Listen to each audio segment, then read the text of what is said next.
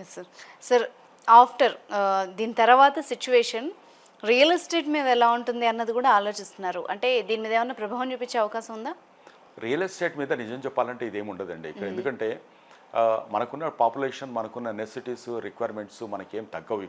So post war కనుక తీసుకుంటే దాని ఇంపాక్ట్ ఏదైనా ఉంటుంది అనుకుంటే, అంటే ఇక్కడ పర్ క్యాపిటా ఇన్కమ్ తగ్గినప్పుడు, ఇన్ఫ్రాస్ట్రక్చర్ డ్యామేజెస్ జరిగినప్పుడు మాత్రమే మనకు రియల్ ఎస్టేట్ మీద మనకి ఇంపాక్ట్ అనేది ఉంటుంది. సో ఫండ్ ఎప్పుడైతే ఎక్కువగా తిరుగుతుందో, గవర్నమెంట్ ఎప్పుడైతే మనకు దాంట్లోకి ఇన్ఫ్యూజ్ చేస్తుందో, సో డెఫినెట్గా రియల్ ఎస్టేట్ ఇంపాక్ట్ అనేది ఉండదు. ఈవెన్ పోస్ట్ వార్ కూడా మనకు ఆ తర్వాత definitely we are going to win everybody. Even Pakistan వాళ్ళే చెప్తున్నారు. అప్పుడు ఇంకా ఒక ఫ్రీ ఇండియా, అంటే టెర్రరిస్ట్ ఫ్రీ ఇండియాగా కొంతకాలం ఉండే ఛాన్సెస్ ఉంటాయి. ఇప్పుడు కొట్టే మనం దెబ్బ ఇప్పుడు మామూలుగా మనం దానికోసం చేయట్లేదు.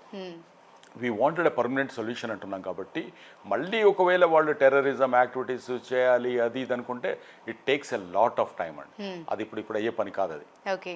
So we are going to get a very long and the permanent solution అని అనుకుంటున్నాం. కాబట్టి ఇంకా చాలా చాలా హ్యాపీగా మనము స్ప్రెడ్ అబౌట్ టూరిజం ఆస్పెక్ట్లో కానీ, రియల్ ఎస్టేట్ ఆస్పెక్ట్లో కానీ.